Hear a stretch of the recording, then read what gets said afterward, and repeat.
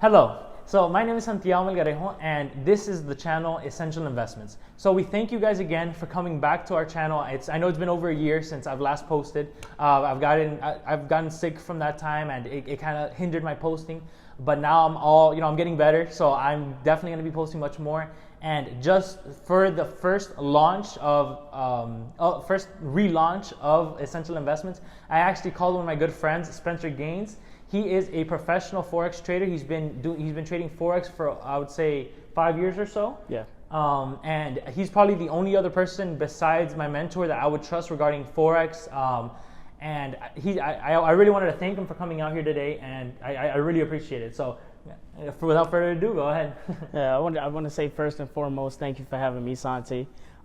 Just like he said, just a little bit about myself. I have been in the game for about 5 years. On and off. As of recently, definitely been on. First 2 years, it was just me learning, me trying and failing. Third year, took a break, but still studying. And as of the past 2 years, it's been like very hardcore, just kind of drilling it. But like I said, it's just a great thing to be here with you, Santi.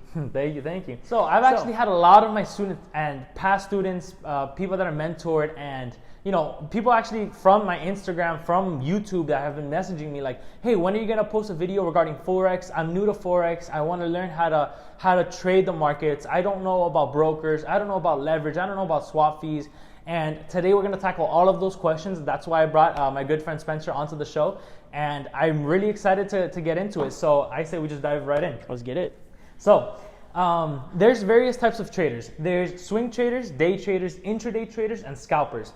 I myself, I specialize in scalping and I would sometimes do intraday trading depending on the trade, depending on how long I'm planning to hold the trade and how well it's going. Now, my question to you, Spencer, what kind of trading is your favorite? What kind of trading style is your favorite, and why?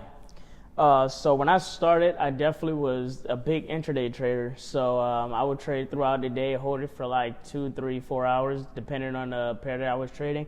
As of recently, I learned to start getting into more scalping. Now I just kind of, mingle between the two. I do more scalping at session opening and session closing. Intraday trading is just nowadays, it's, once I have that price point set up, I look at the different, mainly the 1 hour chart, 1 hour to 4 hour chart, and I'm doing some intraday trading. Oh, I like that.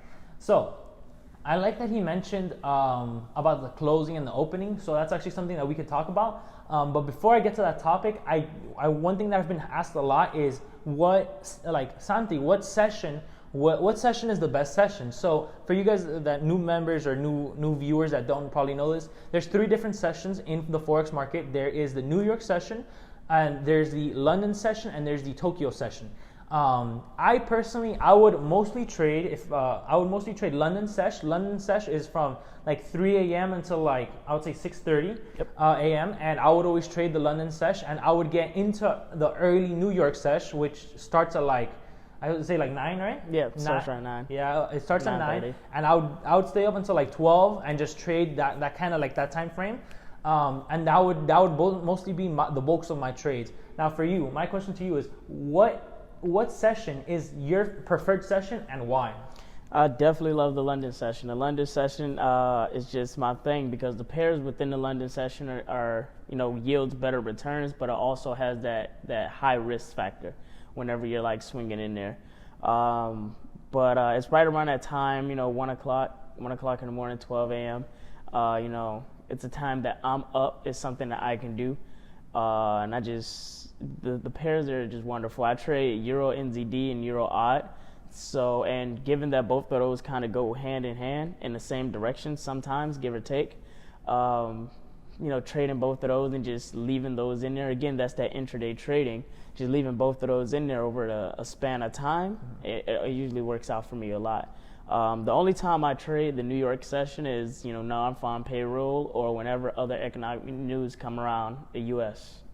So I actually like that he mentioned non-farm payroll. So I actually was not planning to discuss about non-farm payroll, but the fact that he mentioned it, I think it's something that we should touch upon, because it's something really massive in the markets that it affects new traders. So non-farm payroll, for those of you guys that don't know, it happens every first Friday of the month. Every first Friday of the month, it's just pretty much it's like a mass report of all of the unemployment and everything regarding employment and all that kind of stuff.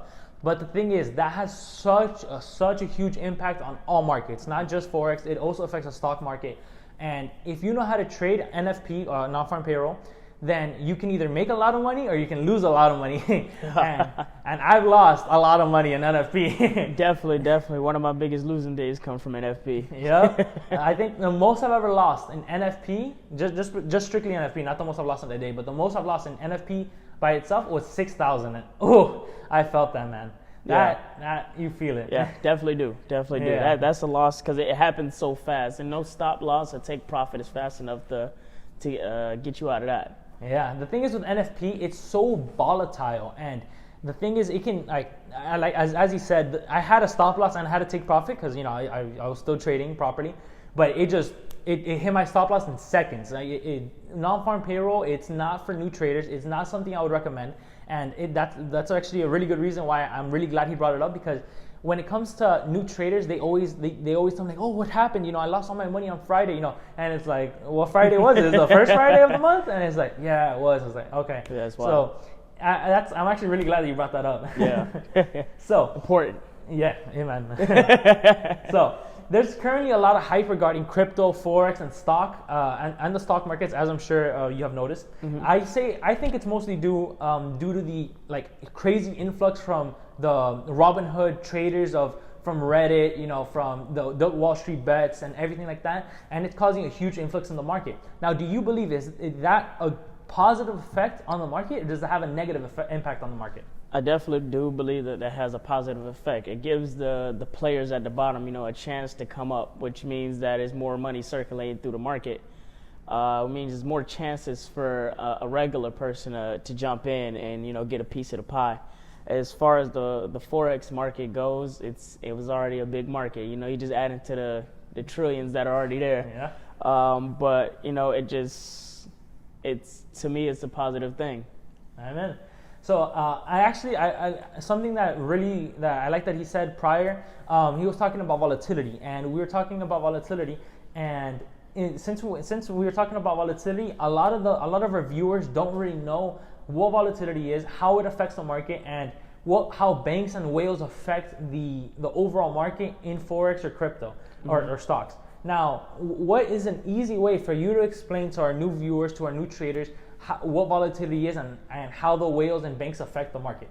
So just the basis, volatility is just the amount of players inside of the game at a certain time. Depending, in stocks you have that 9:30 to 5 where market open, that's where most of the volatility come. In Forex, you have the session opens, you're going to get most of that volatility. When it comes to the big banks or the whales, they control that market. So if you're ever trading Forex and you're just like, okay, yeah, this is definitely going my direction, because most traders learn in the beginning it's support and resistance and keep it at the basics. But then you notice it shoots past that support, it shoots past that resistance, and it's just the big banks know exactly where all the smaller traders are, and they take advantage of that information, given that they make the money off of the equity. So I'm sure the same thing works in stocks with the hedge funds. They kind of just drag it all over the place, depending on different information that comes out to them. Yeah, it's like that saying. It's like that saying goes: the money makes the world go around, and whoever has the most money in this game can influence the market. So, I'm talking about that. Let's say for example, I've had a lot of people message me about this, like, hey, Santi, I want to get into Forex, but I don't know where to study, I don't know where to learn this, and all this kind of information. And let's say if I wanted to get into Forex right now as a new student, I didn't know anything about Forex prior. Where's the best place to get this information for free or cheap? And that way I can learn and start getting start dipping my toes into the water of Forex. All right, so that's a great question.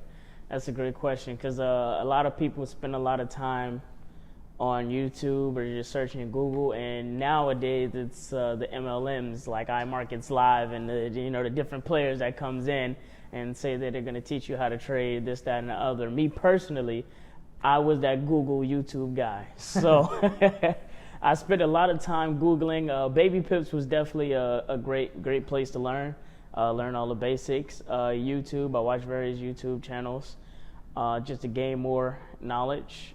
But after that, really, it's all about, getting your feet wet. So you actually have to put your feet in the game, understand your platform that you're using, because a lot of money is lost not knowing how to place that buyer, not knowing how to sell, or how not to take out the partial. What is a lot? What is a half a lot? What's a micro lot? Those are terms that you have to learn whenever you're gonna, start trading. So it's funny that you mentioned MLMs and everything like that. So funny enough, whenever I talk about people regarding Forex or anything regarding Forex, they instantly they're ready to run for the hills, because the thing is, they think I'm gonna recruit them into some MLM or something like that. And I want to ask you, has that happened to you before? Yes, it happens nowadays, which is the reason why it's like, the old society of traders. It's just like, if you were a trader before MLMs became popular, then you're a part of the ancients. So, part of the OGs. Exactly. So when you start to talk about it, it's not really something that you just kind of come out about. It just slips up and you talk about it. It's just like, oh, it's a scam. And I'm just like, well, I mean, if that's what you believe. A lot of people do think like foreign exchange is gambling. Really, it's a lot more analysis that goes into it. Same thing with stocks and other trading Platforms? Trading platforms.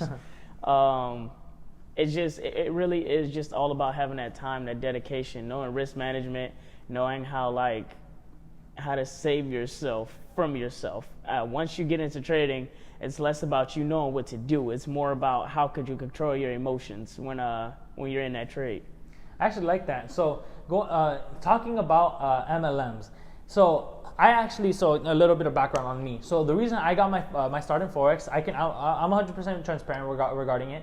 I actually used to be a part of an MLM. I used to be a part of iMarkets Live, and when I was pretty big there. I created a pretty big team. I almost got to P2000, which is that you make $2,000 a month just by recruiting people. But that was the thing that bothered me, recruiting people. I didn't like the fact I had to recruit people. Just it wasn't about teaching. When I first joined IML, I was promised Forex knowledge, learn about the markets, expand my net worth. And once you get in, it's just like, I was like, oh, LOL, just kidding. In reality, what it's about is how can you recruit more people? How can you get more people under your legs? And it bothered me, and I left due to that. And now let me ask you, as you mentioned yourself, you are not an MLM trader, but let's say for viewers that have been approached by MLM traders and stuff like that, what advice do you have for them regarding MLMs and everything regarding that? When it comes to MLM, it's, to each his own. If that's something that you see yourself doing, recruiting, and your main priority is just getting as many people into the business, by all means, do your thing. But if you're really looking to become like a true trader, like actually go out there and put the work in, it's something that comes natural. It's not something that you can really learn from a person. Again, like I said before, trading is not the knowledge that you have. It's how could you control yourself when you're in that trade, that risk management. Are you okay with taking that loss? Are you okay with letting your profits run? Are you okay with setting a trailing stop? Mm-hmm. It all comes down to that. It's like when you go into MLM, and I've never been in one. I wouldn't know how learning trading goes inside of one. But if trading is what you do learn in there, then pick up as much knowledge as you can if that's something that you want to pursue. Okay, so we're running low on time. Our producers in the back telling us that we only have like 2 minutes left. So regarding this, I really wanted to thank Spencer Gaines for coming out here today, and I truly appreciate his knowledge and his time for coming out here, and thank you again. Of course, bro. Anything for you, Santi. Definitely enjoy my time. Thank you. All right, we'll see you guys next on the next episode of Essential Investments.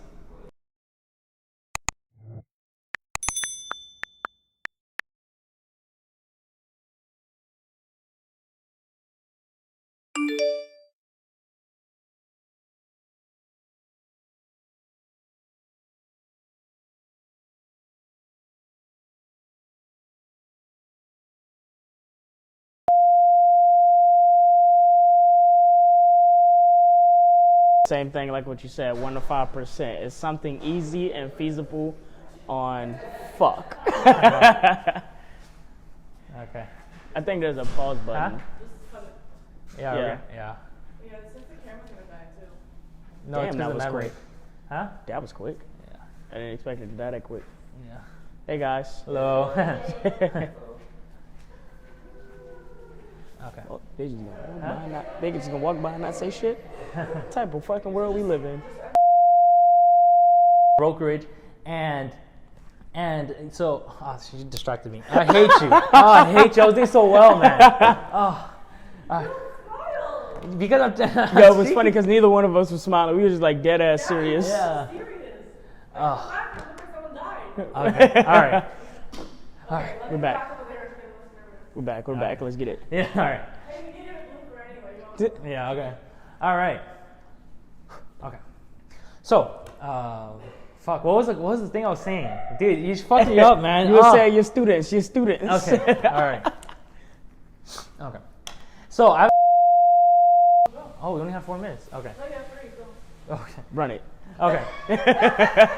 Yeah. All right.